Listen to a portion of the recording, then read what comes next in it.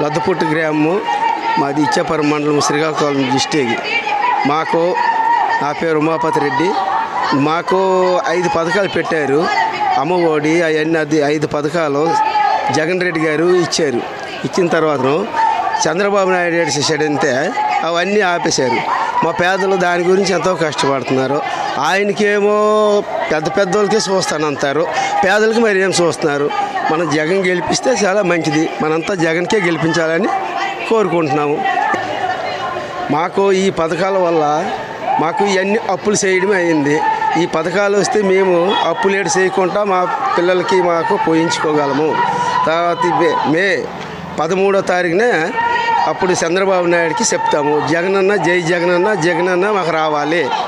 జగనన్న వస్తే అన్ని పథకాలు మాకు ఇస్తున్నాడు. జగనన్న చేసిన లోటు మాకు చాలా హాయిగా ఉంది. మా కుటుంబం కల్లా హాయిగా ఉన్నది. మేము చాలా